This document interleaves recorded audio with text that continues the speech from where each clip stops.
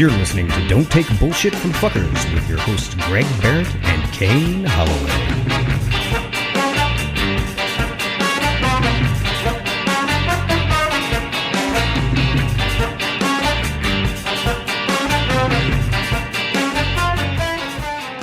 Welcome to Don't Take Bullshit from Fuckers. I'm your host, Kane Holloway, one of your hosts. I keep doing that. Fuck. I keep doing that. I could limit my input if you'd like. No, not at all. I'm happy to be I'm happy to have as much input as Pat. No, of course not. I'm a co-host of Don't Take Bullshit from Fuckers, Kane Holloway, along with the podcast I started. The podcast, the name that started by Greg Behrendt. I'm the captain now. Look at me. You're about as skinny as those guys are. Thank you. Oh, thanks, Ken. Damn it. Of course, we have the producer, Pat, but that voice you just heard is my good friend, comedian, and very funny fella, Ken Garr, everybody. Hey, thanks for having me. Yeah, man. Ken is actually a buddy of mine that you helped me get sober. You're welcome. Yeah, thank you. You were, it was both Ken. It was a little bit of Ken, a little bit of Greg in my life that ended up helping me get sober. And I watched him stop drinking, and I was like, how are you doing that? How's that a life choice you can make? I don't understand. Best day of my life was realizing I'm not good at this anymore. Mm-hmm. Yeah, I hear you there. It's like golf. It's like, oh, I can't do this. Let's stop doing that. It's just like golf. Yeah. Exactly.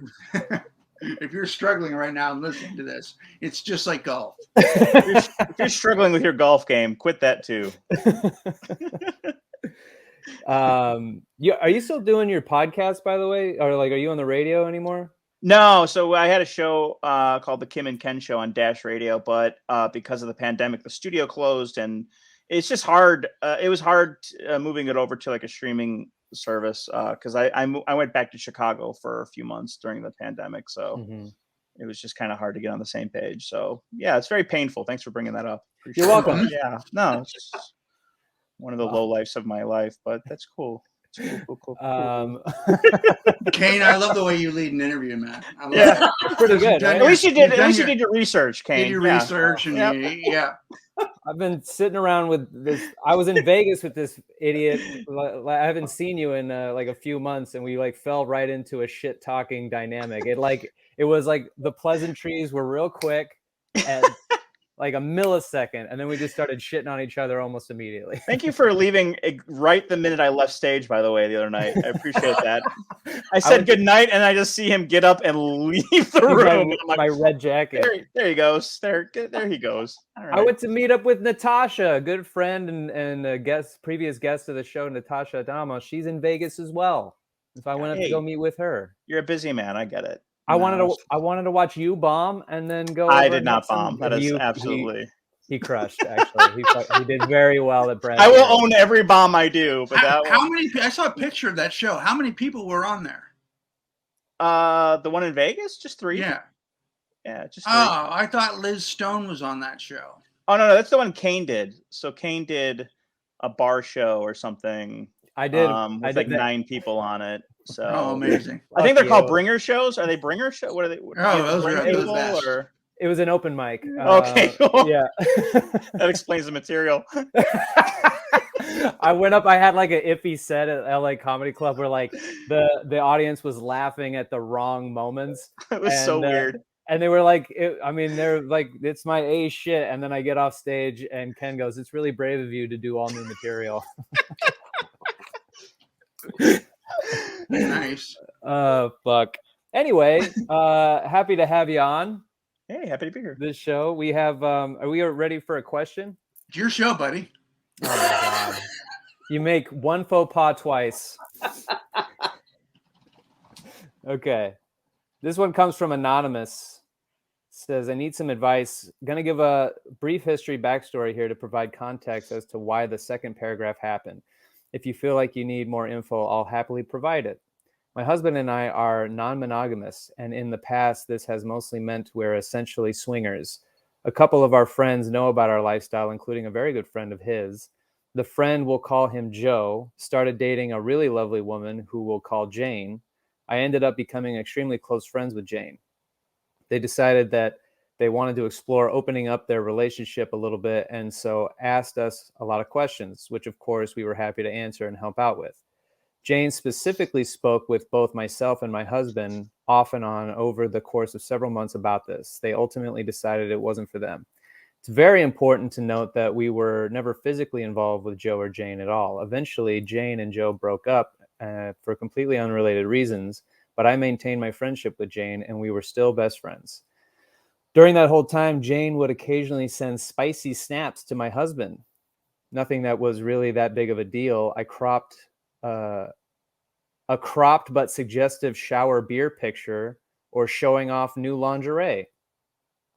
These were sent voluntarily and without any prompting from my husband. Joe wasn't very verbally or physically affectionate, and she really enjoyed someone telling her she was hot. Awesome. Go for it, girl. Now that she and Joe are broken up, she started dating Brian, and they're now engaged. He's a nice enough guy, seems like a good match, makes her happy. He went through a divorce not long ago before meeting her where he was cheated on. So earlier this spring, he went through her phone and found in her Snapchat memories the pictures she had sent to my husband. He got very, very upset and insecure, even though this happened months to years before he met her. In the end, she cut contact with my husband. So look, ultimately, this is her right, and she's allowed to feel what she feels. My husband was bummed, but cares more about me maintaining my relationship with her because she's my BFF. However, can't seem to get over this. She just got engaged. My husband likely won't be allowed to get invited to the wedding. How am I supposed to go and feel comfortable with that? They had a housewarming party I wasn't invited to because it wasn't just a girls' night and she couldn't invite my husband. I think I would feel differently if he did something wrong, but how is it possibly his fault that she decided to send slightly spicy pictures to him? He wasn't forward in any way, and they always got along very well. This isn't some random guy. This is one of her best friend's husbands, and her fiance doesn't want her to have any contact.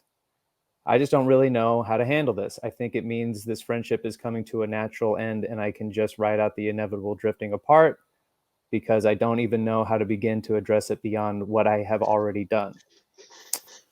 She's had long conversations with her about respect. She respects her boundaries, but concerns that she might get sad in the long run, and the friend's just trying to navigate it. I don't even know if I have a question. I'm just sad and frustrated. So thanks for listening. It helped to type it all out. Love the show. Been listening from the beginning. Anonymous. You read that again. I wasn't paying attention. Sure. From the top, there's a lot in there. A lot to unpack there. Yeah. They're swingers. Yeah. They had a relationship with non-physical, but she likes sending sexy snaps to her best friend's husband. Yeah. And who didn't encourage it. No, he just probably, said, "Oh, nice." Or and now the new fiance is going through her phone, insecure, looking at Snapchat memories. I thought Snapchat was like, once it's gone, it's gone. But apparently this guy did some digging. Yeah. He was really in there. Yeah, he was doing some forensic files stuff. Which is just such a red flag. Like that's such a bummer. Yeah.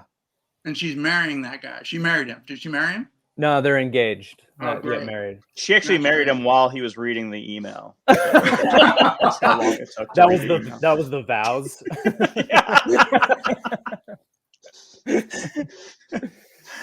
Well, what do you think? What do you think our anonymous friend should be doing? I mean, she's had long conversations. She's had, in-depth conversations with her friend about her concerns, but the friend is like, I'm trying to navigate it with Brian. Yeah, I mean, ultimately, even in a friendship, you give way to a marriage or a relationship. That becomes the ruling relationship of the two.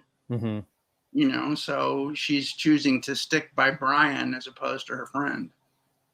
Or Right. two friends, really. She was friends with the husband, too. Yeah. So that's really goes more to her character and what she's all about. And there's really nothing you can do about it. Mm-hmm. Plus Get rid of her. I mean, yeah. You said everything you need to say, everything that you're capable of saying without crossing a boundary. Like it's either Brian or me, you know. So, and I don't think she's not going to live out her. I mean, it's a weird choice. Like I don't know what's going on with her, but the choice to go from like, oh, I want to have an open relationship with Joe, then that ultimately doesn't work out, to then go with a guy who is like possessive is a weird choice. So it feels like Jane is kind of struggling with some identity, you know? Mm-hmm. Yeah. I mean, that's kind of weird. You go from like, hey, we're thinking about being swingers to like, here's my phone, Brian. You may look at it now. Yeah. Or it was sitting there unlocked and then she Right. stumbles into Brian looking at, I mean, what an invasion of privacy. If I saw a girl on my phone, I'd be like, what the fuck are you doing? I just want to see if you're cheating on me. Okay, well, that's the end of this. You know? Yeah, totally. Yeah, exactly. And she's going to cheat on Brian. Oh, yeah, absolutely. I mean, that the excitement of sending your suggestive pictures to a friend's husband, that doesn't just go away. That's in there somewhere. So I think your friend's gonna make her friend's gonna make her own mistakes. I say stay in the friendship just so you can see this train wreck happen. You know what I mean? Like it's crash and burn time. You know? Yeah, you'll be around. I think you'll be around. You'll be around longer than the relationship, probably. Yeah. You'll be able to pick up the pieces for Jane. It might not get to it might not get to the altar. You never know. It's kind of weird when you get into adulthood, like how like friendships. Yeah, especially like I don't know, like like Greg said, she's got all the information she needs, right? Like not being invited to a housewarming party, not being invited to the upcoming wedding. I think she mentioned. So it's like, I think it's pretty clear what her intentions are, which is to kind of like let this friendship fall by the wayside. Now, if it doesn't work out with Brian, which ultimately it probably won't, and she gets back into her life, she can say, hey, like it really hurt my feelings that, you kind of gave us the cold shoulder because you sent pictures to my husband. So, but yeah, it's not really much you can do in this situation other than like let it go and, grieve the loss of a friend, in a way. So, that's absolutely true. You can always, if this option feels right too, you can always say, look, you're going to do whatever it is you're going to do. I'm your friend. You haven't done anything too egregious for me to not be able to like forgive you or have you in my life. But, these rules are a little too strict for me. Because I got to look out for my husband and his well-being, just like you're going to do for Brian. So I don't want to pick and choose. However, if there is things you need to talk about with me about Brian or whatever, I'm still your friend. So you can still contact me if you want, but I'm not going to play Brian's games. I'm not going to sit around and wonder what I'm allowed to do per the parameters of this fucking guy. Yeah, I agree with that. I think we did good work here, Yeah. Thanks for coming on, Ken.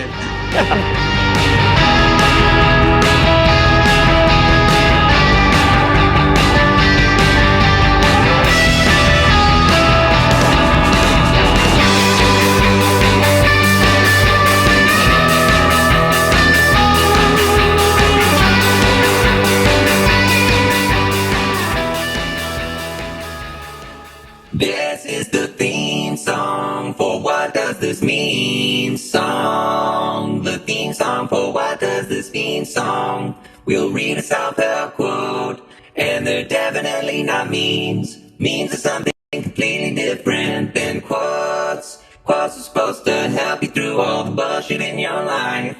And memes are like that poster of that cat hanging from a tree. And it says, hang in there, baby, or Monday. Am I right? Mondays, am I right? So if you can think of a different title, then we'll probably change it. Ken, I'm going to assume you're a huge fan of the show and you've listened to the What Does This Mean theme song because you listen to everything I do because one, you're one of the closest friends I have. Two, you envy my success. What are we calling success? I'm sorry. I wasn't paying attention. What is success? What are we calling success? My cheekbones. Kane's doing so well he couldn't buy a single piece of art or poster for his walls. It's just in this very beige room, just surrounded by his demons. This is my demons. This is my purgatory. All right, I'm trying to find my own space. Listen, I know that you've heard the What Does This Mean theme song written by me. I'm an accomplished musician and songwriter. Oh. Grammy nominated. Who's to say? Don't look it up. I thought your Grammy died. She did. She did, sadly. Tragically.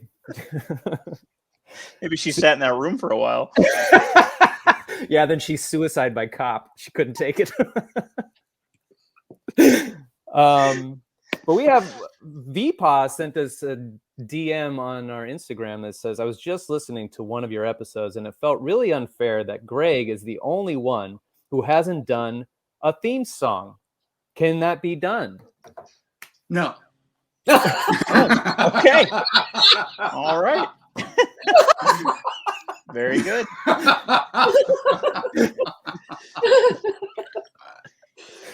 No. Give the fans what they want is what I say. Nope. Well, you have your answer, VPA, and it ain't happening. Yeah, no, well, you know, interestingly enough, I do all the other music on the show. That's true, actually. Yeah, all the music you hear throughout the show, the intro song and all of the outro segment songs, that's all Reigning Monarchs. She wants to. She can hear me sing, and the answer to that is no. Oh, what if I gave you what if I gave you the auto-tune app? Maybe. Yeah. Yeah. Oh, okay. Cool. All right, I'll send Greg the auto-tune app, and we'll see what he comes up with. Yeah. Ken, do you want one? Do you want a shot at creating a theme song for the show? I mean, when don't I want to create a theme song? I know. You're very musically. That's why your wife loves you so much, is because of your musical abilities. I wake up every day and I just grab my flute and I get going. And that's how I tackle my day. Yeah. Well, I didn't know that was part of the coping mechanism. It's part of my meditation. I just flute for 10 minutes a day. Sure. I bet Jen loves that. Yeah. We got a few What Does This Mean in. This is where we help people with inspirational quotes. Either you love them or hate them. So Lars Lighthouse sent one that said, just because some people are fueled by drama doesn't mean you have to attend the performance. Okay. Yeah. I mean, it's clever. Mm-hmm. Mm-hmm. I don't know about the word fueled and then performance. None of it kind of, it's not cohesive. It sounds like a Motley Crue concert. Yeah, I don't. There's a lot of different things happening in it, but the overall idea is the performance a theater? Like, is it like a play? Sure. Like fueled by drama, you don't have to attend the performance. Is that what it is? Attend the performance? Sure. Yeah. Okay. Yeah, people starting shit for no reason. Yeah. Mm-hmm. I think it's important to limit toxic or dramatic people from your life. Sure. I've certainly done that, especially I don't know if it's as a result of the pandemic or what, but I certainly after doing, getting sober and like doing all the work on myself, it wasn't until that I realized how many like dramatic people and toxic people I really had in my life, and not just drinking buddies, but just like long-standing relationships, Right.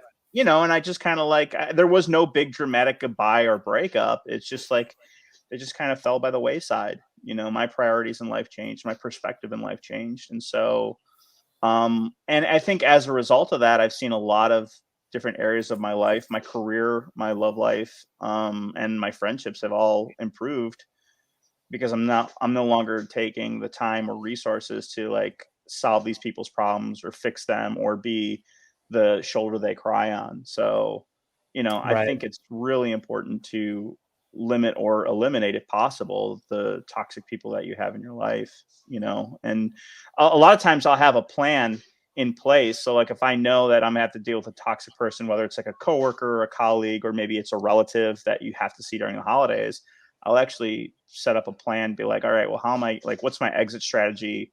How much time am I willing to like spend with this person before I'm going to move on?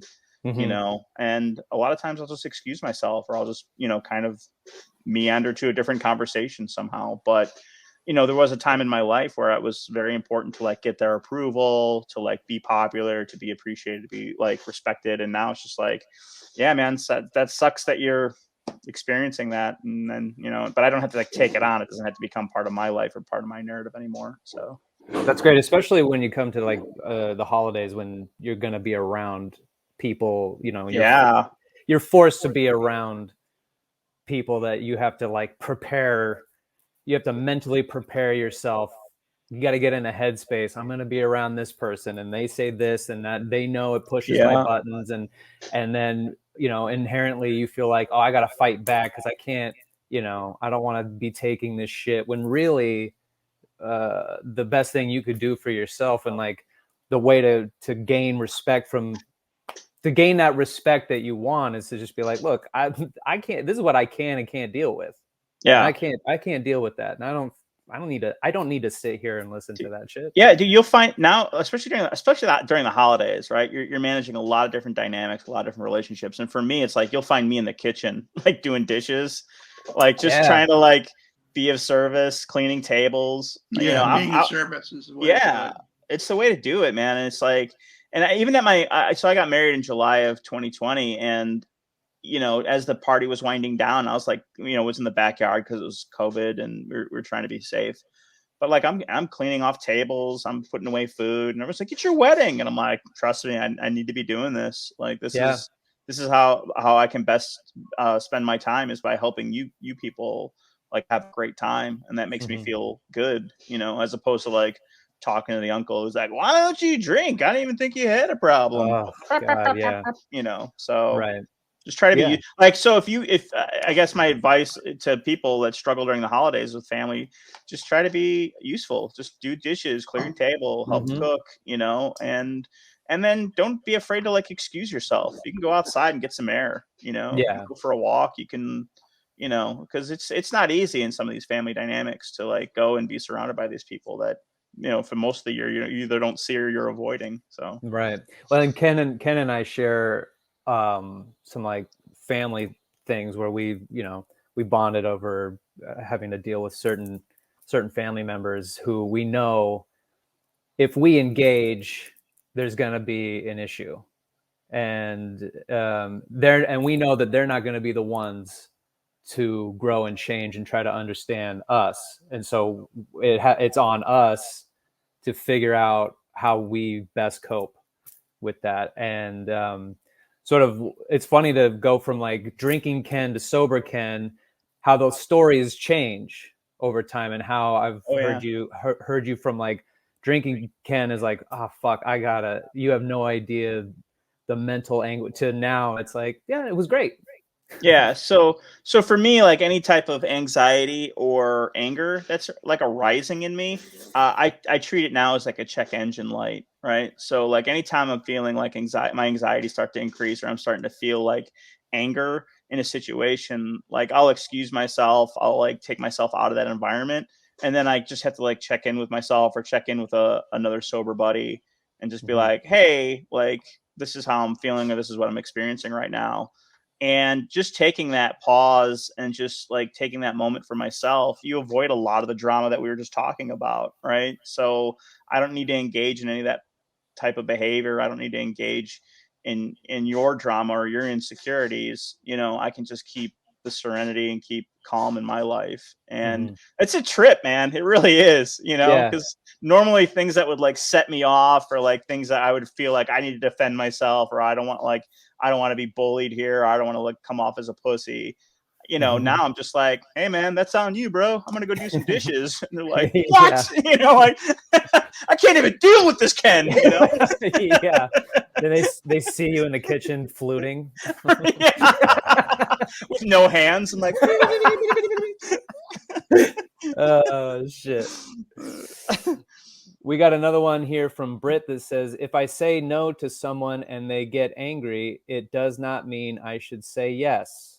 Sure. I say no a lot. That's true. That's true. it's hard, man. I'm as someone who's, you know, codependent, I lived that life for a long time where I'm just like, I would say yes to everything just because, you know, you want to be liked, you want to be, you know, people pleasing. And now it's like, well, you know, this isn't the right situation for me. I'm gonna have to say no or set up a boundary. And there's still anxiety behind that, but it gets easier. So Yeah. And that's that's the other thing. I've mentioned you quite a bit on this show as I can never remember your verbiage the way you put it, but it's that living that life of honesty. How do you rigorous say it? honesty. Rigorous Yeah. honesty. That's the thing. Like when you got into your marriage, I was inspired by how you just tell your wife everything you're feeling. You don't hold back on any of it. I call it verbal vomiting, right? Yeah. So like, you know, I was married 10 years ago for a few years, and you know, I did not live a life of rigorous honesty. And it wasn't like I was lying and cheating and doing all this terrible stuff, but like even like a little white lie, you know, because I didn't want to get into a fight with her, didn't want to get in an argument. I wanted to protect her feelings. And ultimately, you know, the lie comes forth, you know, it comes to the surface. And now I've betrayed her, I've betrayed her trust, and Right. I've really put you know, a negative aspect on our marriage. And so now, you know, with this new marriage and with my wife, but my wife is very different than my first wife. You know, she's also very caring and very generous, and I feel very safe talking to her. So there's no reason to ever keep anything from her. You know, one of the stories I tell, and it's kind of it's like from an outside perspective, it's a ridiculous story, but like my wife and I were long distance for 2 years before we got married. And we went from like long distance to like living together during the pandemic. And it was great. It was amazing. And honestly, it could have gone either way, right? When you first start living with somebody. But we were in Vegas one time and I needed to take a nap for the show, but we hadn't seen each other in like a month. And she was very excited to see me. But like I'm at work and I need to get in the right headspace to have a good performance that night. But for me as a codependent and the people pleasing, it's just like, man, you know, like she hasn't seen me in a month. Like she's going to probably be upset if I take a nap. And it's like, oh, I got. So finally I just turned and I looked at her and I said, look, I have to tell you this. I go, and it sounds dumb, but I need to take a nap for about a half hour before the show. And for me, there's a lot of anxiety behind that because I think she's going to be mad, or I think that like this is not the plan that she had for our afternoon. And instead she just looked at me and went, okay, you know, like, so Right. it was like simple. And it was like, oh, I can just do that. And she's like, yeah, because she's very caring and understands and like, and knew that like, this is like, she got it. Right. And so like, but in my first marriage, I just wouldn't have taken the nap. I might have had like a really bad performance. Then I would have been resentful toward her, even though I had never mentioned anything about taking a nap. Right. And now like again, the narrative has changed based on the decisions that I've made. So now, even if it's like the smallest little thing, you know, today she wanted to get Blue Jam. You know, it's a restaurant here in Los Angeles. Hey, I'm going to order Blue Jam. I'm like, you know what? We just spent a bunch of money on Christmas presents. You know, we just went to Vegas for the weekend. You know, we spent a lot of money there. I go, can we maybe hold off on ordering in while we've got food here in the fridge? She's like, yeah, that sounds good. But like Ken from like 5 years ago, not sober, you know, codependent, like to the highest level. Like I couldn't handle that conversation before. And now because I'm like with a safe person and we know how to communicate with one another, it's real easy. It's like, hey, let's just hold off because we, you know, it's just not in our budget today. Oh, okay, babe. Sounds good. Yeah. Just move on with life, you know? And what's great about that too is everyone always plays the story out in their head that fuck, if I say this is going to happen. I do that all the time. Yeah. And it could turn either way. Where Right. you say the thing that's honestly going on in your head and then they reject it. So then in that way you've learned a lot about them by being so honest. You're learning about who they are, and so you gain more than you lose. A lot of people, I think, fear the loss and don't expect to gain anything if that's, and so that's the thing that I really enjoyed listening to you. And like when we have these conversations, it's like I've put that in my most recent conversations with people who expect, something out of me. I think about what you say about that rigorous honesty, and I just go, because I'd be afraid to turn something down because like, what if? But right now I can't have it. Dating or whatever, I can't have it. So this is how I feel, and this is what I need, and so this is what if you want to be in my life in any way, you gotta have to respect that.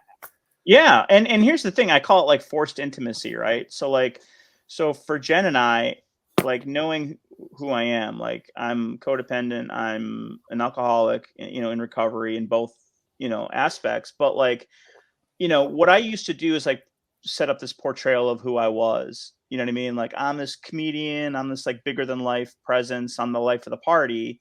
But I couldn't keep that facade going, for more than a couple of years. Like I would do my best, but ultimately like the real me comes out, right? The curtain comes down, and now you're just stuck with me.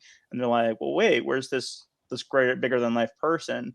With Jen, my wife, the healthy relationship I'm in now, I spent like the first 2 months being like, you don't want to do this. This is a terrible mistake. Like here's all my stuff. Here's all, and I'm not saying I'm not suggesting that people do that on the first date, but right. Jen and I had been friends for 6 years before we started dating. And so she knew a lot of these issues and she knew a lot of my background story, but it was important for me to let her know who I am as a person and even if that meant that I was ultimately rejected, which I wasn't obviously, but like, I would rather her know this is who I am as a person. These are my values. These are my principles versus like trying to be this bigger than life character that I can't live up to after a while. Right. And that's ultimately why all of my relationships ended, because at the end of the day, I'm a person with flaws. I'm not perfect. I've got my own issues. And, now that I'm with a partner that knows those, gets that, understands my way of thinking, understands my way of communicating, like we're in a much healthier space now. I'm on a different podcast, by the way. Where are you? Well, I am right now. I'm on another show. Greg has entered the multiverse. Andrew Garfield and I are having a chat. Dude, are you so excited? I can't stop looking at everything Spider-Man. I'm so excited for it. That's a couple days away, right? 17th or something. I've got one here. Mondays aren't so bad. It's your job that sucks. Okay. Okay. Place it on the show. Yeah. And then this one I hate. I hate this one. Tattoos are better than love. Hurts the same, but stays for your whole life. I want to find that guy and break his fingers. Wow. Please do. I want to take his tattoo off with a sand belt. belt sander. Yuck. I used to talk about taking off a tattoo with a potato peeler. Jesus. Just scraping it. Oh God. Let's unpack that for a minute. That's how Greg used to break up with people too. This is gonna feel like a potato peeler. Are we having mashed potatoes tonight? No. Oh. One of us is.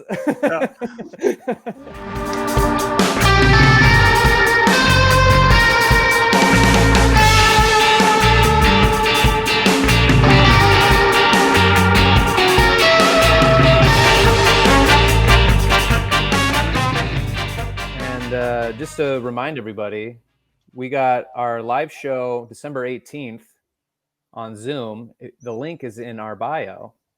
And it's going to be a good time. I'm already got some DMs from people who, one of them is Marcy, the date idea hater. She found out about the Patreon bonus episode that we're doing with Mike Coletta about date ideas. And she sent me a message that Marcy's upset. So we're doing a video bonus episode of date ideas with Mike Coletta just for you, our beloved Patreons. Pat, There's an email you sent.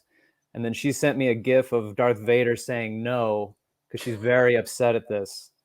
And she's just like, I thought we could be friends, but this is the nail in the coffin. A whole episode dedicated to these date ideas just put me out of my misery. But I might bring some live date ideas to the live show December 18th. So Marcy, I know will be in attendance. Get ready, because we're not stopping now.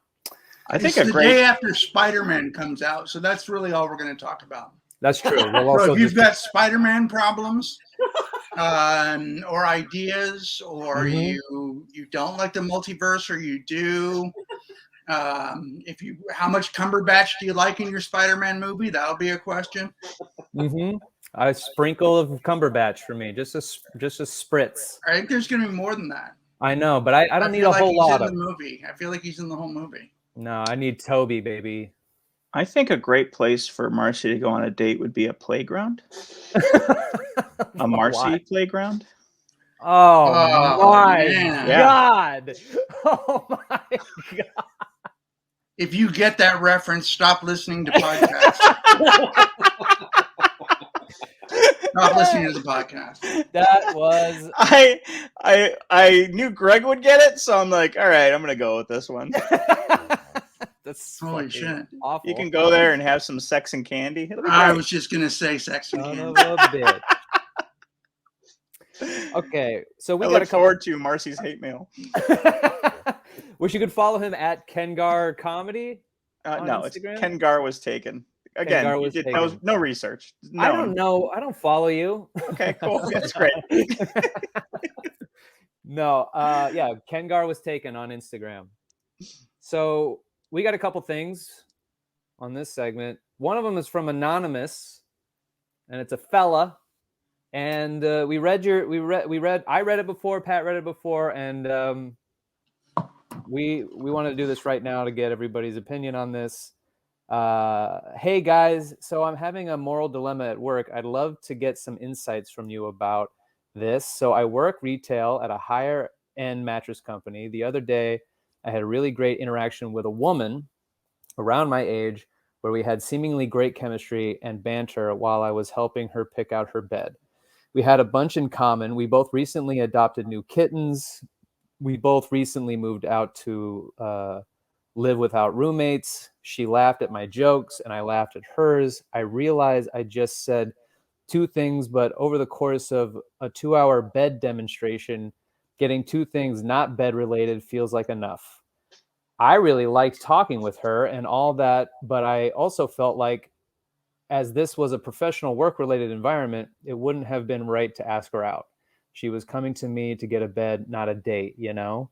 But also, I'm having flashbacks to the time that I didn't ask a girl out when I felt like it should be right. Is there a good way to transition from a work thing to a personal thing without being a creep and potentially scaring her to return the bed in an effort to avoid me?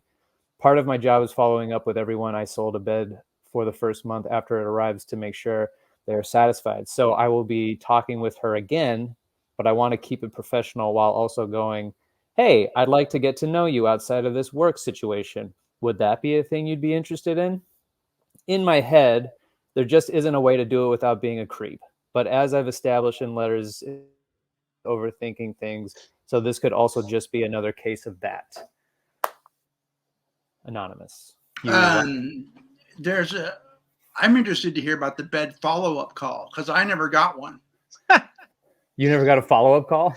No, for my bed. I don't remember a follow-up call to check in to see if I was enjoying my bed. Maybe you were sleeping. I mean, could have been. It could have been, but I mean, is that even a thing? That feels fake in and of itself. Yeah, that doesn't feel right. I used to work in mattresses. I never followed up with anybody. You're just filling up the truck, brother. Come on. Well, that's true. I did start out in the warehouse, but I eventually worked my way up to getting fired for sexting on the job. But that's completely unrelated. She had come in for a mattress. Yeah, go right with the pic. Yeah, exactly. Lead with a picture. Lead with a pin. You know what type of picture? Wink, wink. I think it's. Don't ask her out. You're in a professional work environment. The only way that this would work itself out into a situation is if she's constantly coming back asking for you specifically. You know, she's in the store constantly. She's like touching your shoulder and, you know, having long conversations that aren't mattress related. Like if she's making an effort to be where you are, then the signal is there. But if she came in and joked with a salesman over a mattress, the 2-hour consultation. That's a long time to talk about long a bed. Consultation. Yeah. That's really like mattresses is like a 20-minute. This one feels good. Yeah. This one's firm. This one's too soft. This one's just right. Here's what I would say. Like, I would say that girls, if they like you, they're going to find a way, right? And so kind of like piggybacking off what Greg said. Now, one of the things you can do, like I was in sales for a long time prior to doing stand-up full time, but, you know, you can call and say, hey, you know, I'm always looking for referrals. If there's anybody that you hear that is looking for a mattress, here's my cell phone number. Feel free to give it to them. Okay, cool. And now she has your number, and now she can, you know, she can take that next step, you know. Right. But yeah, it's always weird in a professional setting. Like I always hear those dudes that like leave their number on the back of the receipt for the waitress, and I'm like, just ask her out. Like, just don't, you know, like just do it. But you know, I think it's a little bit different when you're like, what's your home address? Okay, great. Let's go ahead and deliver that. Bed thing. Are you gonna be sleeping in that alone? Do you not want to sleep in it alone? Do you have a combination lock? Pat, do you ever flirt when you're in the cheese shop? Selling cheese? Only when flirted with. Uh-huh. When it's clear that girls are, you know, I don't know what it is about cheese, but girls will flirt with you as a cheesemonger. Yeah, because women love cheese. Women love cheese. It's insane. But do you ever take it to the next level? Here's my card if you want more cheese. I've never done that, but I have dated a girl who came into the cheese shop. Really? Yeah. I put my number on some brie and I slid it over. You see him carving Pat's number into a wheel. It's buy one wedge, get one wedge free. Walking out with these giant wedges of cheese. That's so funny. Like I could see Pat cutting it real slow, like cutting a slice off. One wedge just has the area code. He holds it with the knife, and she just like gingerly takes it with her fingers. I can see that being a very sexual and sensual thing. Especially with cheap mattresses is like, that's such a suggestive thing. But cheese, it's like you don't see it coming, and then all of a sudden you're like, man, I'm horny. I don't know why.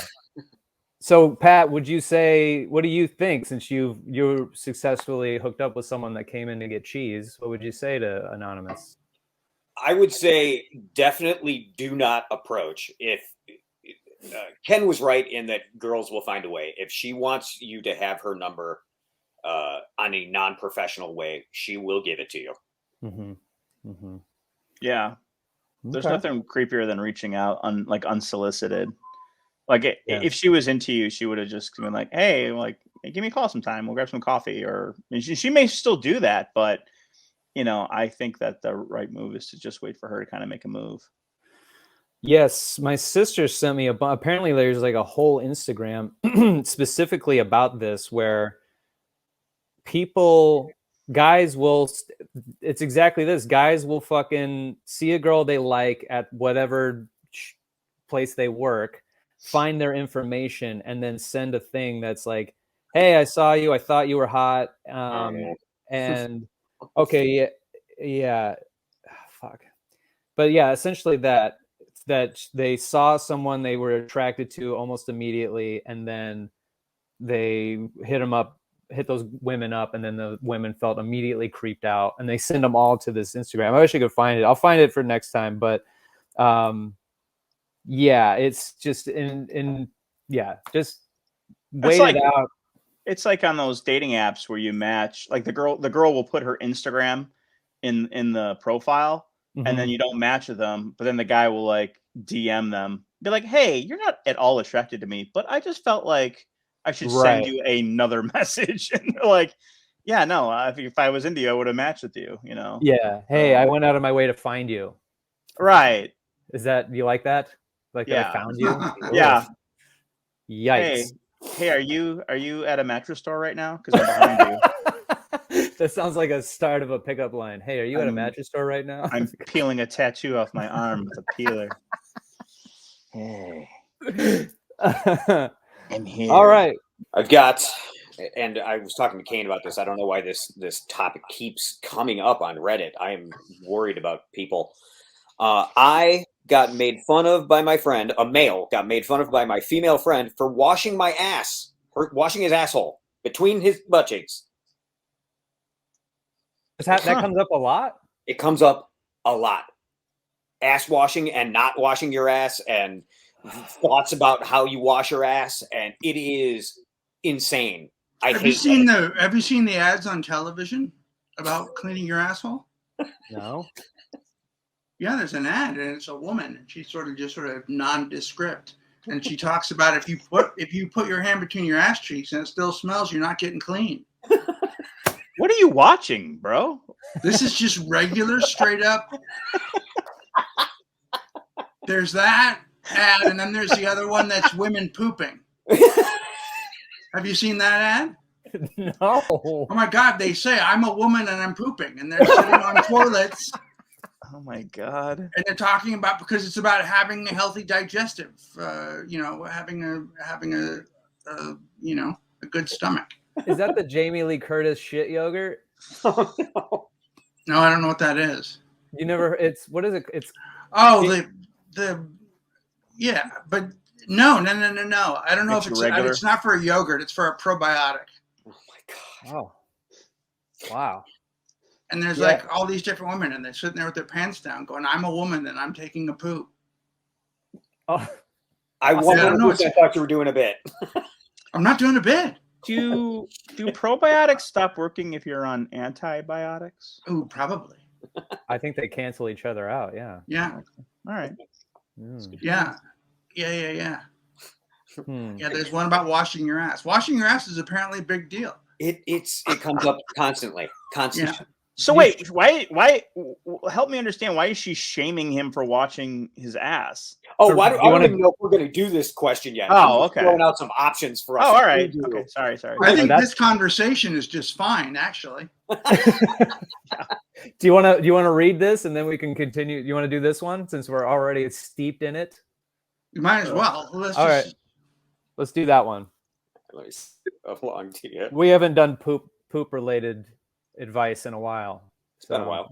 I think we're due. All right. I think it's coming. Okay. Reddit remix. I got made fun of by my friend for washing my ass. Yeah, so basically the title, LOL. My friend and I were talking on the phone as we usually do, and my friend said something like, imagine washing the inside of your ass. That's gross, especially with a rag. And I was like, yeah, I do that. And they were like, what? Really? That's gross. And then they asked their entire family if they washed their asses, and they all said no. What the fuck? Just the outside, LMAO. And I'm the gross one. I'm super mad at my friend, and I probably won't talk to them for a while, but if I did, exactly what do I say to them? Also, apparently, I'm gross now, but I refuse to believe washing your asshole is gross, LMAO. So to clarify, inside the asshole, meaning in between the cheek, trading the anus, LOL. To clarify further, how I know this isn't a miscommunication, as I see how someone could think this is a possibility. It's not, as they asked their dad if he washes his ass, and he said, I wash the top of my ass. The top of your ass? So your lower back, you fucking psycho? I attribute to the ass waterfall method of cleansing. I let the water trickle down my asshole and remove whatever particles are there. Dude, yeah. I don't understand this at all. Can we do a quick vote? I mean, I washed my asshole. Does everybody else wash their my asshole. Yes. Okay. Yeah, All right. of course. Yeah. Okay. Like, all right. So I think their friend is weird, but then they also surveyed their entire family and none of them. And what was that conversation like? Yeah. Look, I know we're trying to have Thanksgiving here, but I got a quick question. Here we go. Just raise your hand real quick. Who's scrubbing their asshole clean? I am a hairy man. I have got to clean. I'm very hairy. It's the most disgusting place. Yeah. You got to. That's literally other than my armpits. That's the other area of my body that I want to make sure is clean. Like armpits, asshole. The rest is just like we'll get to it. You know what I mean? Right. I don't enjoy any kind of shit. I reject it. I reject it. I hate it. Fucking Jay will send me pictures of his shit sometimes because he thinks it's funny. You know, I've had. I hate Jay. I know. The worst. I've had ships where they shit with the door open. I did a whole bit about it. People are more comfortable with shit than I am. Yeah, no, I'm not at all. Ever will be. I'm ashamed of it, and I wish I wish I had an outhouse so that I could go far away from it and then leave it there and not make it anyone's business. Yes. I own a lot of candles. Yes. Mm-hmm. Yes. I always wash the inside of my ass, and I don't understand how people. That means that they're walking around just smelling. They smell all like doo-doo. They smell like doo-doo. Yeah, all the time. Yeah, no, it's gross, dude. I just wouldn't be friends with them anymore. I'm going to stop being friends. I would stop being friends with them if they were like, you're the weird one. I'd be like, okay, well then I'm not going to sit on your furniture anymore. As the person who does the research for this show, I am flabbergasted at how often this comes up. What was the percentage of wash versus don't wash, Pat? There wasn't a poll, but now I want to do one. It's crazy. Okay. I mean, if you're listening to the show and you don't wash your ass, please explain yourself. Yeah. You can DM us and explain why you think it's not pertinent to wash your asshole. It's the dirtiest. I can't think of one legitimate reason. No, I don't. No, I dated a girl, and she was just like, "Do you wash your face with the same thing that you wash your ass with?" And I was just like, "No, I use a washcloth for my face, or a lot of times I'll just do the soap and do like that." Yeah. And then I have a loofah that washes everything else.